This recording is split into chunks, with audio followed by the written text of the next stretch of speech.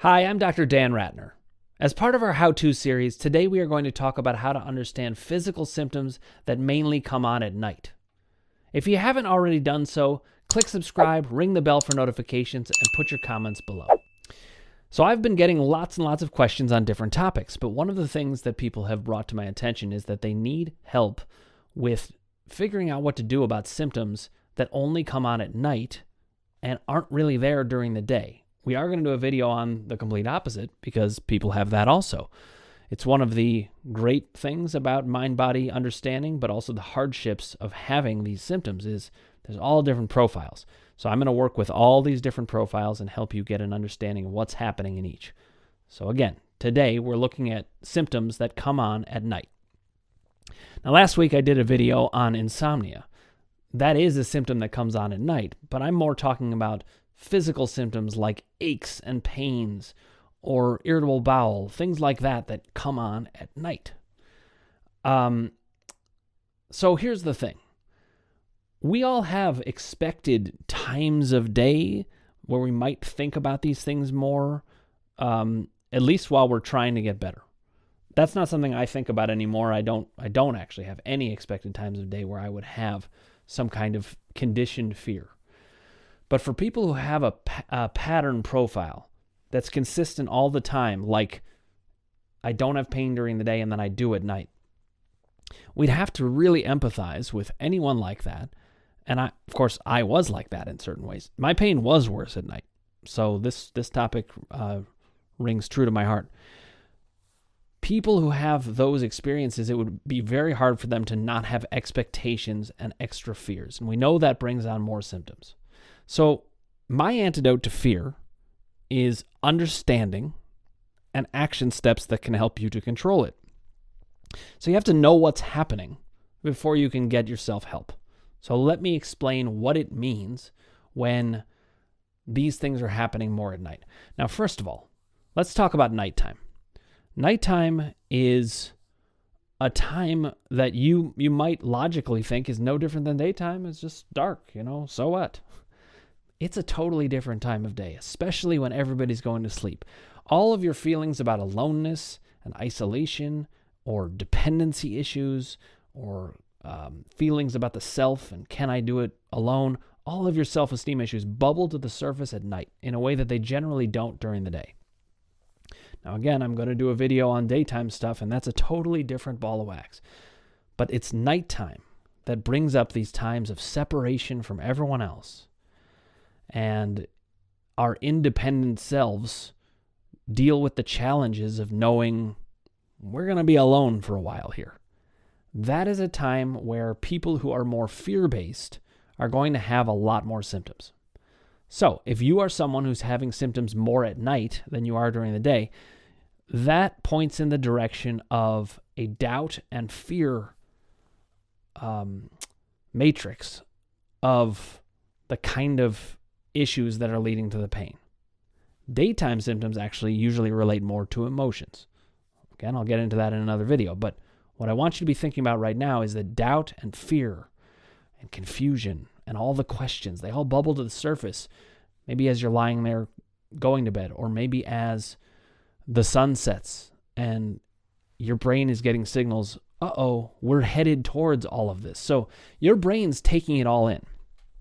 In fact, one thing I would say about the fact that some people have symptoms at night, but not as much during the day, is that this is very clear evidence of a mind-body issue because your body doesn't actually know it's night. I know there's such thing as circadian rhythms, but the real apparatus that you have that knows it's night is your mind. If you're having symptoms with this specific a profile, we'd have to say the mind must have something to do with it. Now, here's another thing that comes to mind. I talk about separation. I talk about all of the feelings about independence, but mortality is another thing that is very much on people's mind at night. This goes back to when we were children. Children don't really understand what sleep is in the way that we do. They know that they kind of lose themselves, though. And they hear stories about death, and they, at some level they know it. And it can be very confusing for little kids. And guess who those little kids become? Us. That's right. So when you're having symptoms at night, it's more connected to those little kid fears than a lot of things that go on during the day. This is why there's a difference in this kind of profile. So there's a saying in psychology, which is the unconscious knows all. What do I mean by that? Basically, at an unconscious level, there's nothing you don't know. You know everything that's going on within you. You even know a lot of things that are going on in other people because their unconsciouses are talking to each other. But of course, at night, you're really largely left with yourself.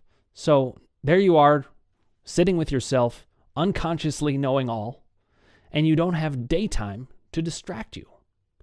And even worse, as you get ready to go to sleep, you know you're not going to have your intellect to help you think logically. So this is a time of greater vulnerability. Nighttime is a time of greater vulnerability. In fact, if you're unconscious, you even just from an evolutionary perspective, our brains are wired to know that we are in more danger at this time. They know we're not conscious. There's going to be more danger. So we've got aloneness and separation anxiety and mortality and vulnerability, and our kind of reptilian brains, the brainstem is kind of a little bit more on high alert because it knows we can't rely on conscious intellect. So a lot of what comes back to us at these times relates to how we were nurtured when we were scared.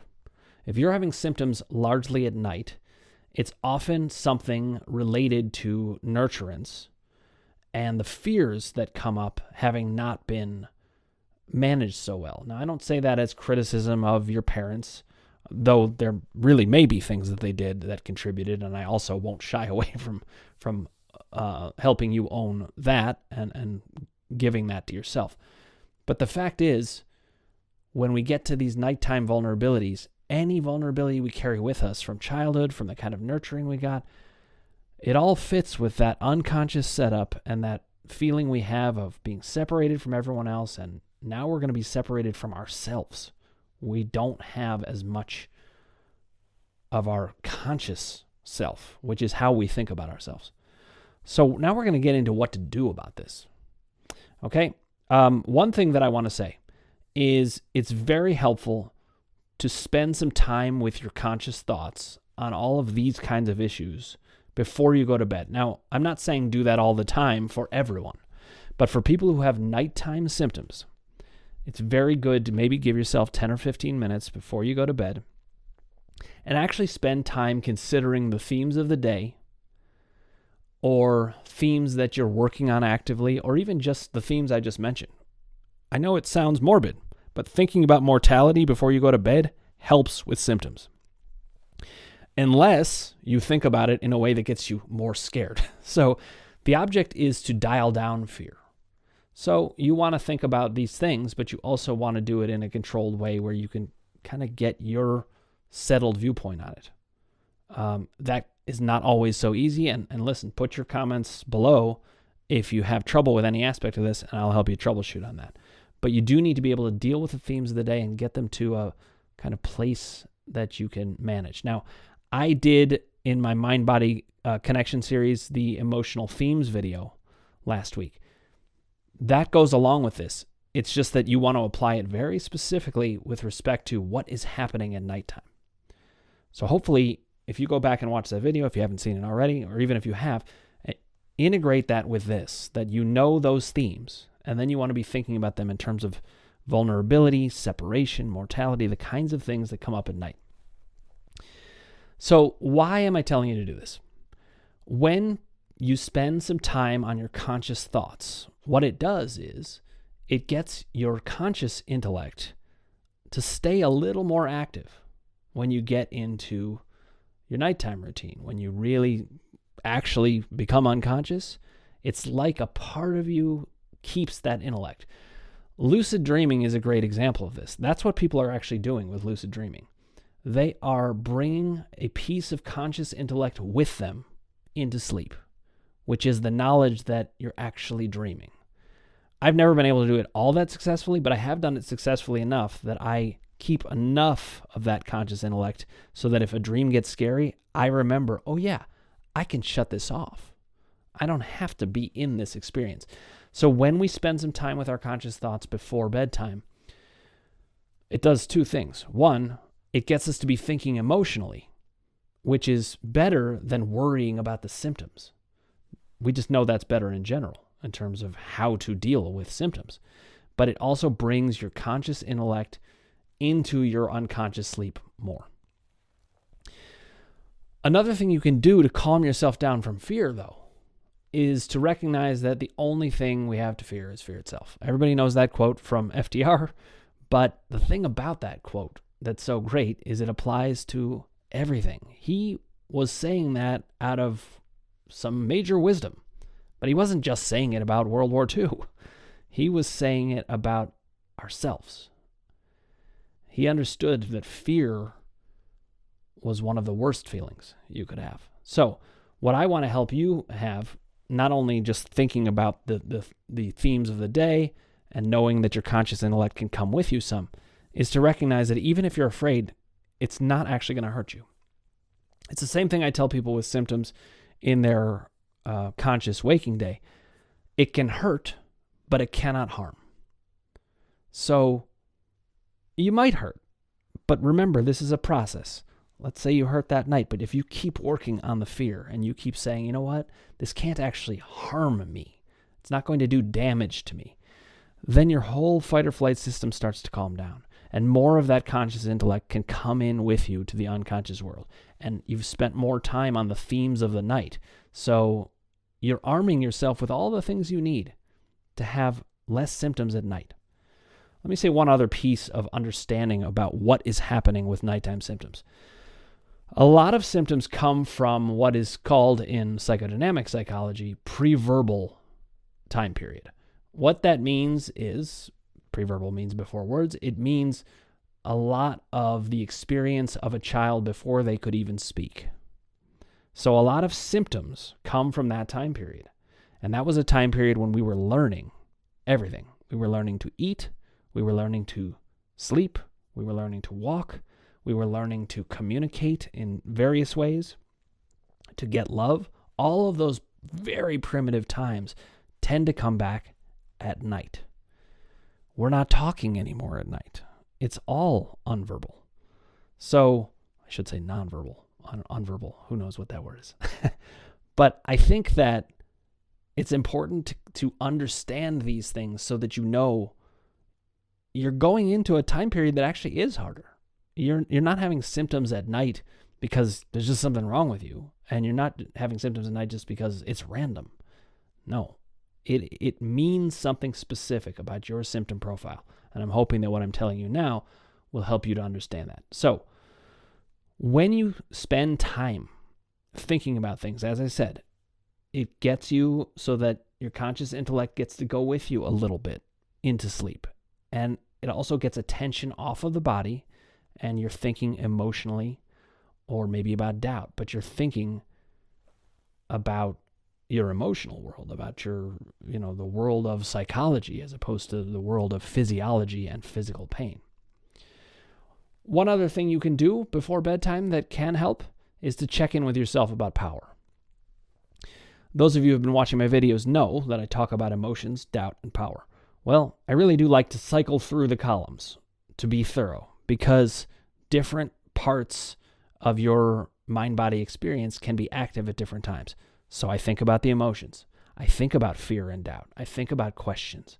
I think about power. And power is a really big one here, because when we go to sleep, we feel like we are losing a lot of power. And in a way we are. But what you need to remember is you're safe with you. The power inside you doesn't go away. It'll come with you into your dreams. If you're feeling powerful during your waking day, if we've gotten you to that point, you're actually going to have less symptoms at night over time. One other thing I do recommend is to meditate. I don't say that anyone needs to do that. I go through periods where I don't meditate at all. I'm currently in a period where I'm meditating twice a day, but it takes up some time, even if it's just 10 minutes or 20 minutes. And a lot of times it'll get late at night and I'm thinking, oh my God, I got to get to sleep. It's better to let yourself have time to think about these emotions, think about these issues, and possibly meditate. It's a time where you can just concentrate on your breathing, your mantra, whether it's a word or a couple words or a sound, and let yourself just settle into being at ease, less afraid. It all calms things down. So we're really working on two spheres. We're working on bringing that intellect with us in some way and also bringing down fear. Now, let's talk about dreams and their importance. Dreams play a very big role in nighttime symptoms. And I often feel silly saying this to people because it sounds so cliche as a therapist, but the fact is, it really is true, that if you're having symptoms, especially when you're unconscious, well, what does it mean? Now, you could argue, well, I'm having symptoms because something physical happened. But really, not a whole lot's going on when you're asleep. You could turn over, but you're not going to run into a brick wall in your sleep unless you're doing sleep running, which, that's not what's happening here.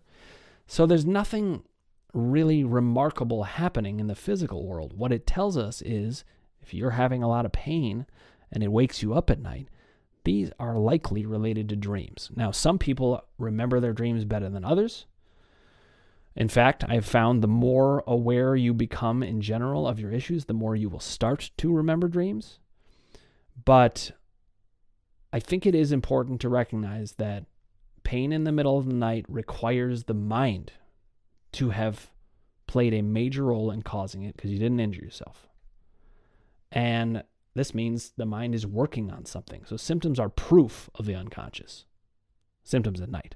I actually think symptoms during the day are also, but that's a different discussion.